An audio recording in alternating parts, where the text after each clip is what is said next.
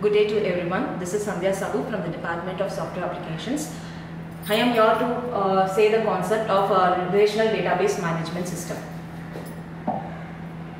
First one is Introduction to Database Management System. So what is database management system? Database management system is required to protect the data, and we can organize, search, update and safeguard the data. So before getting into the database management system, we need to know what is data and what is information.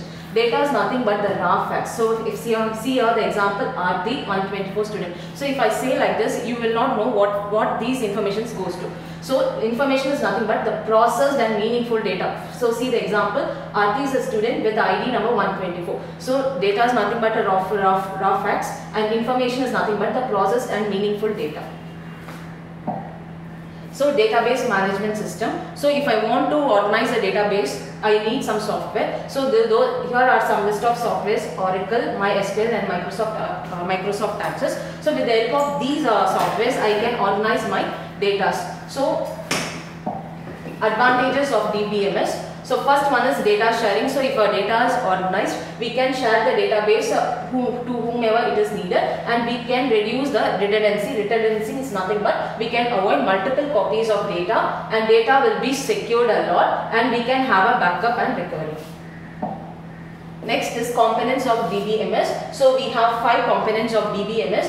First one is hardware. So what are the storage devices, servers we use for organizing the data, and next one is software. So what type of software we are going to use for DBMS, and on what type of OS, and next one is actual data, the data which we are going to organize, and what type of users, whether it can be a database administrator or an end users. So and what are the rules and regulations that we are going to manage for organizing a database. DBMS architecture. So if I want to organize the data, we have to follow some architecture. So we have 3 tiers here. One is first tier, second tier and third tier. So in first tier, see the diagram here. Here we have the direct contact with the database. So database can be accessed through an application. So here the example is Microsoft Excel, and second tier architecture, here 2-tier architecture. Here comes the client server model. So in client, the user will be approaching application. So through a network, it will be contacted to the server. So here we can example is a library management system. And third one is 3-tier architecture. So in 3-tier architecture, both the client as well as server will be having an application. So the user will be contacting the application client, and server will be contacted using the application server. Here comes the example of e-commerce system. Next one is ER model. Why we need to do a ER model? So what is ER? ER is nothing but entity relationship model. So what is entity? Entity is nothing but object or thing. For example, see the diagram here. Student is an entity, enrolled is a course is an entity. So a student will be enrolled in a course. So this relationship is called as ER diagram. Okay. Next, how these relationships are classified. So the relationships are classified into 3 types: one-to-one, one-to-many, many-to-many, and these degrees are classified into unary, binary and ternary. So first one is unary relationship. So the entity will be the same. So that's why the degree has been calculated as 1. Next one is binary relationship. So as I said here, a student will be enrolled in a particular course, right? So here the entity we will be having 2 entities. One is student and another is course. So here the degree is calculated as 2. And ternary entity. So ternary entity means we will be having 3 entities.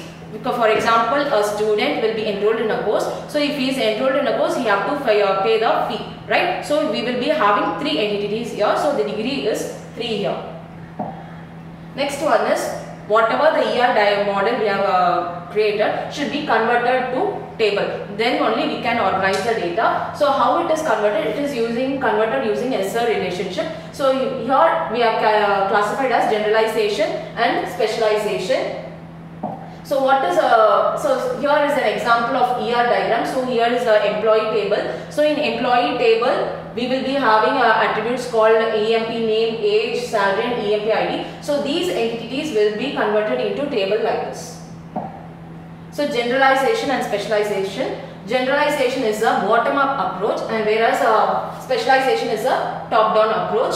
So why it is called as bottom-up and top-down means generalization is nothing but obtaining a specific type from a subtypes. For example, a student and patient can be a person, right? So it is a bottom-up approach, whereas specialization, so here is an example, the account can be both, can be classified as a current account and savings account. So it is a top-down approach. Next comes constraints, aggregation and composition. So in constraints, we have so many constraints here. One is domain integrity constraint, entity integrity constraint, referential and key constraint.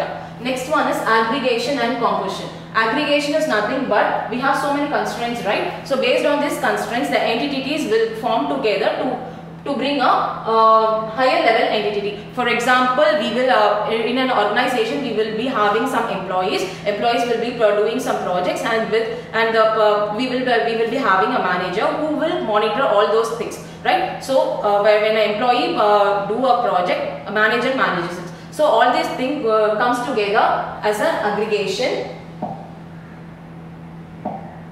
Next one is composition. So composition is nothing but a manager alone cannot act as a particular person in an organization. So with the help of employee as well as the projects, whatever we are doing, then only a manager can manage it. So then only he will have a work to do, right? So that is called as composition. And next one is constraint types. So we have the 6 types here.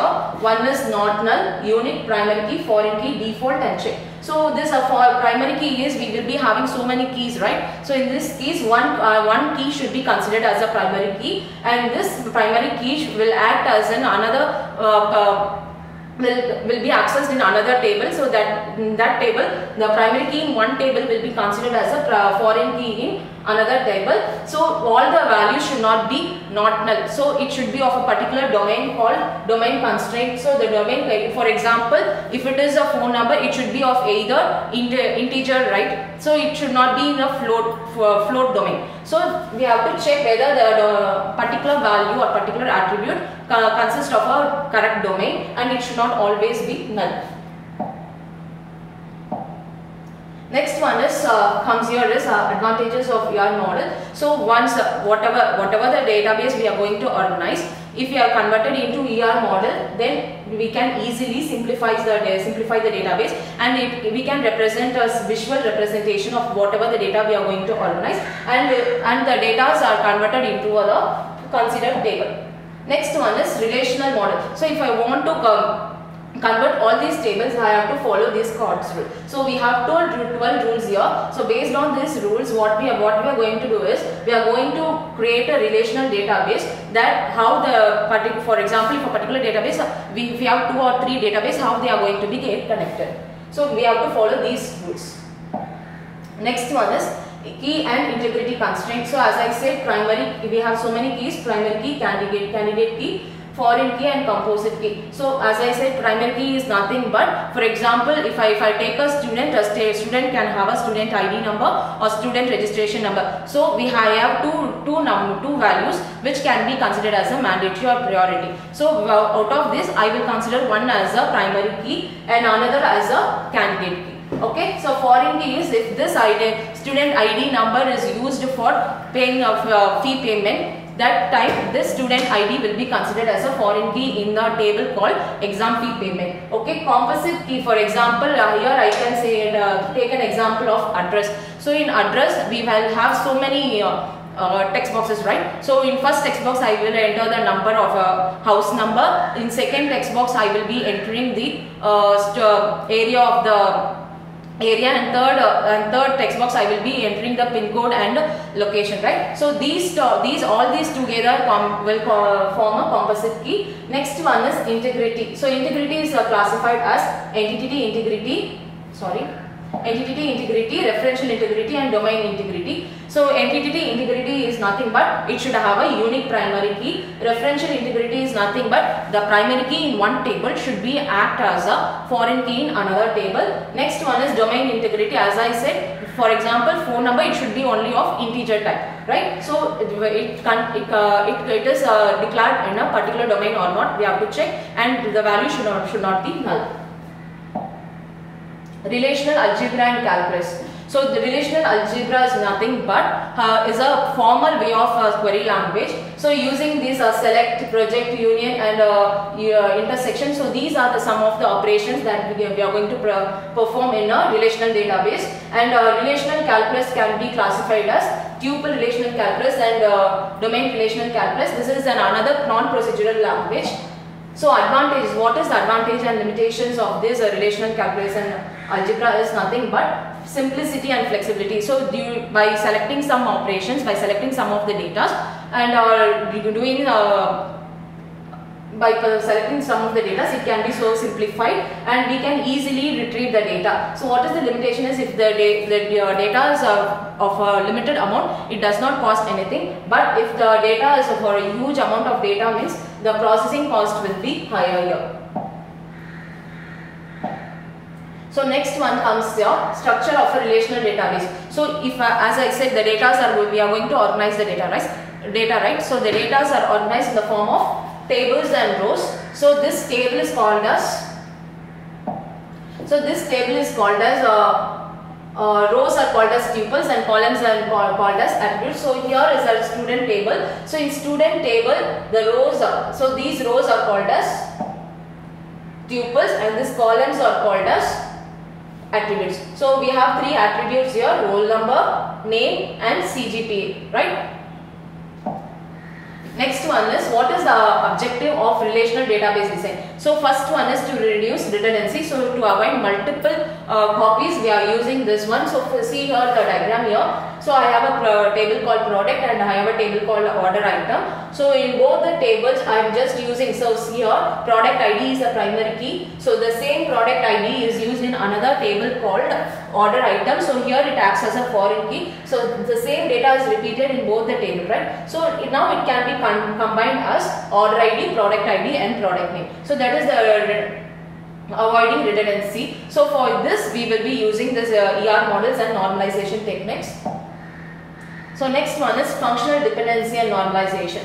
For example, functional dependency, if A is denoted to B, it is considered as the B depends on A. Okay, so here normalization is nothing but organize the data in a particular format. So for this normalization, we are following different normal forms. One NF is nothing but first normal form. So here the atomic values only. So what is atomic values means each and every data should be unique. Okay, so each and every data should be unique. And second normal form, no partial dependencies. For example, the student, by using student ID number, I can calculate the exam payment of a student, as well as I can calculate the marks of a particular student using student ID, right? Next one is third normal form. Third normal form is we should not have any transitive dependencies. For example, student ID number, based on student ID number, a student exam fee can be calculated,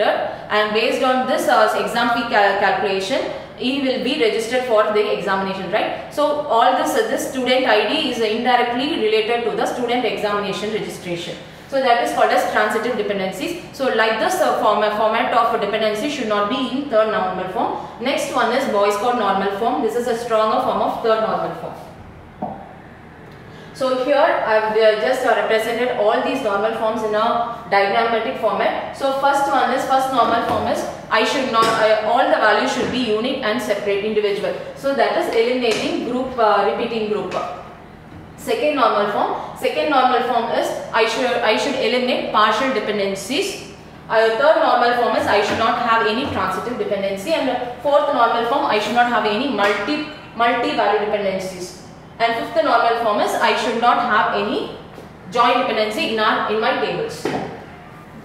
Next one is transaction processing. So transaction is nothing but any activities that are taking place in a database is called as transaction. So if I want to do any transaction, I should follow this ACID properties. In ACID properties, A stands for atomicity, C stands for consistency, I stands for isolation, and D stands for durability. So atomicity is nothing but whatever the transaction that is going to take place in a database should take place at a time. Okay, so all should do at a particular time, or nothing should be taken place. Next one is consistency. So consistency here means all the data, while performing a transaction, it should follow some of the database rules. Next one is isolation. Isolation means whatever the transaction that are going to take place, it should be isolated. It should be individually taken place. Next one is durability. Whatever the changes in case of any failure, also the changes should be reflected to all the transaction that has been taken place.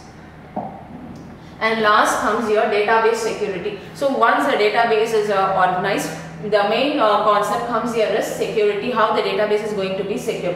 So first one is authentication and authorization. So if a database is organized, that access to the particular database should be authorized. For example, see here, if a user want to access a database, he or she should have a login ID and password. So if the login ID and password are correct only, the particular person can access the database. Next one is encryption of sensitive data. So if a database, so for example, if a Aadhaar number, if you are going to ask a Aadhaar number to a particular person, he or she should not enclose or disclose it as it is. So for a particular purpose, for example, if you are providing Aadhaar cards, photocopy of Aadhaar card also, what we are insisted to do is, we are just providing this Aadhaar card Xerox copy for particular purpose only. We have to just return and we have to write and sign it, right? So like that, encryption of sensitive data. Next one is, in case of any failures, we can easily recover the data using some mechanisms, and we will have a auditing and access control. So whatever things we are going to manage, we are going to create, it should be maintained for the future purpose. Thank you.